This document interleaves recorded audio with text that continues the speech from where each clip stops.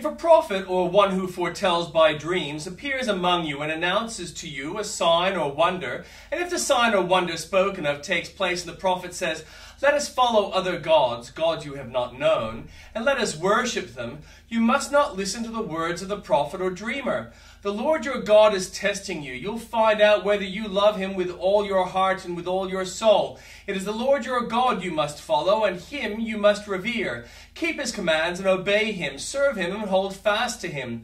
That prophet or dreamer must be put to death for inciting rebellion against the Lord your God, who brought you out of Egypt and redeemed you from the land of slavery. That prophet or dreamer tried to turn you from the way the Lord your God commanded you to follow. You must purge the evil from among you. If your very own brother or your son or daughter or the wife you love or your closest friend secretly entices you, saying, "Let us go and worship other gods, gods that neither you nor your ancestors have known, gods of the peoples around you, whether near or far, from one end of the land to the other," do not yield to them or listen to them. Show them no pity. Do not spare them or shield them. You must certainly put them to death. Your hand must be the first in putting them to death. And then the hands of all the people. Stone them to death because they tried to turn you away from the Lord your God, who brought you out of Egypt, out of the land of slavery. Then all Israel will hear and be afraid, and no one among you will do such an evil thing again.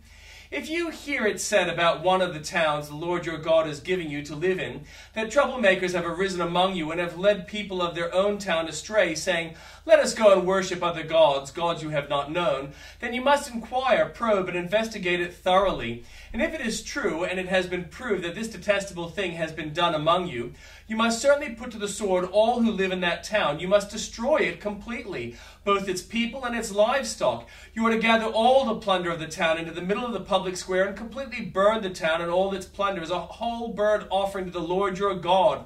That town is to remain a ruin forever, never to be rebuilt, and none of the condemned things are to be found in your hands.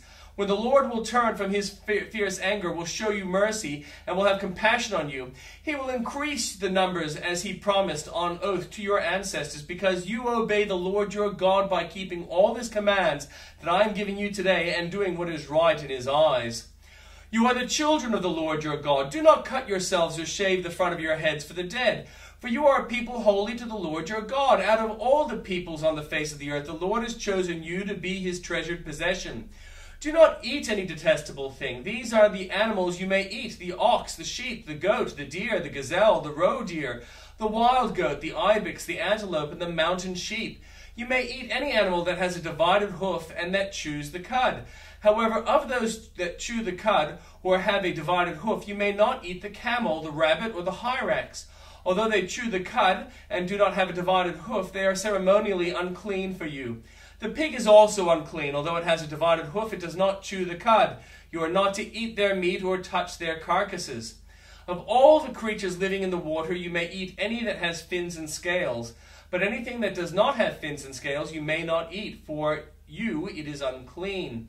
You may eat any clean bird, but these you may not eat: the eagle, the vulture, the black vulture, the red kite, the black kite, any kind of falcon, any kind of raven, the horned owl, the screech owl, the gull, any kind of hawk, the little owl, the great owl, the white owl, the desert owl, the osprey and the cormorant, the stork, any kind of heron, the hoopoe and the bat.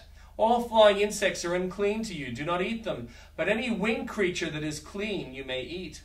Do not eat anything you find already dead. You may give it to the foreigner residing in any of your towns, and you may eat it, or you may sell it to any other foreigner, but you are a people holy to the Lord your God. Do not cook a young goat in its mother's milk. Be sure to set aside 1/10 of all your field's produce each year. Eat the tithe of your grain, new wine and olive oil, and the firstborn of your herds and flocks in the presence of the Lord your God at the place he will choose as a dwelling for his name, so that you may learn to revere the Lord your God always. But if that place is too distant and you have been blessed by the Lord your God and cannot carry your tithe, because the place where the Lord will choose to put his name is so far away, then exchange your tithe for silver and take the silver with you and go to the place the Lord your God will choose. Use the silver to buy whatever you like: cattle, sheep, wine, or other fermented drink, or anything you wish. Then you and the household shall eat there in the presence of the Lord your God and rejoice. And do not neglect the Levites living in your towns, for they have no allotment or inheritance of their own. At the end of every 3 years, bring all the tithes of that year's produce and store it all in your towns, so that the Levites who have no allotment or inheritance of their own, and the foreigners, the fatherless, and the widows who live in your town may come and eat and be satisfied, and so that the Lord your God may bless you in all the work of your hands.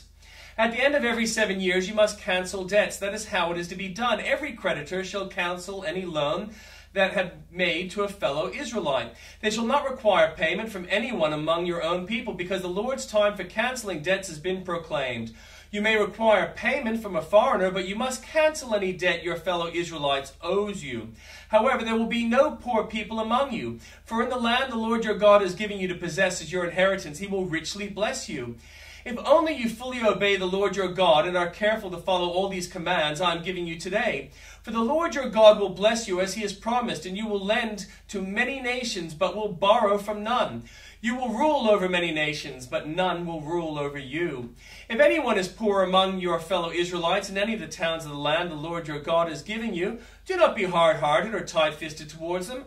Rather be open-handed and freely lend them whatever they need. Be careful not to harbor this wicked thought. The 7th year, the year for canceling debts, is near, so that you do not show ill will towards the needy among the fellow Israelites and give them nothing. They may then appeal to the Lord against you, and you will be found guilty of sin. Give generously to them, and do so without a grudging heart. Then because of this, the Lord your God will bless you in all your work and in everything you put your hand to.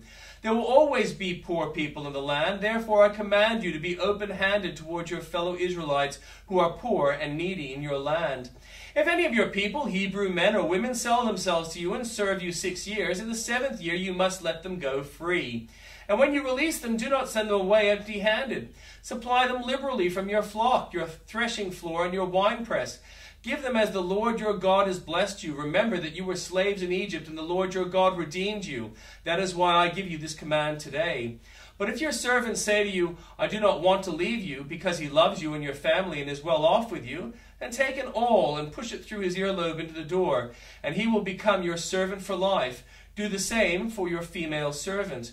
Do not consider it a hardship to set your servant free, because their service to you these 6 years has been worth twice as much as that of a hired hand. And the Lord your God will bless you in everything you do.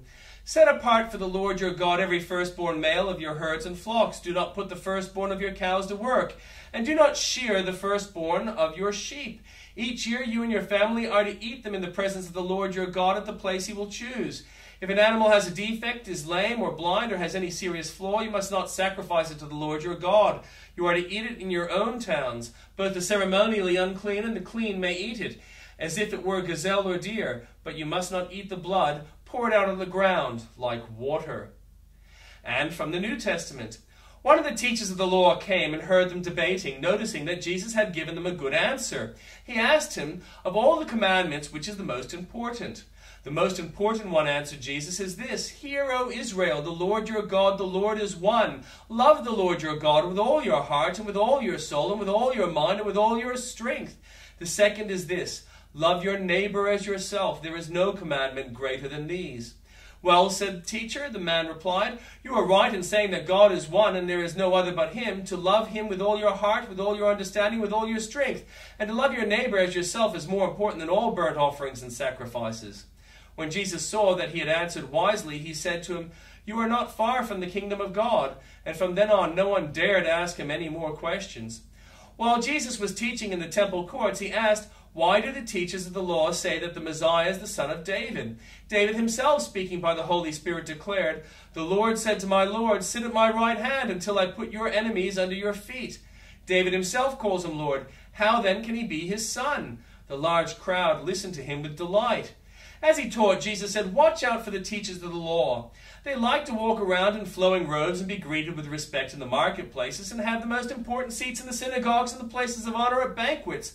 They devour widows' houses and for show make lengthy prayers. These men will be punished most severely. Jesus sat down opposite the place where the offerings were put and watched the crowd putting their money into the temple treasury.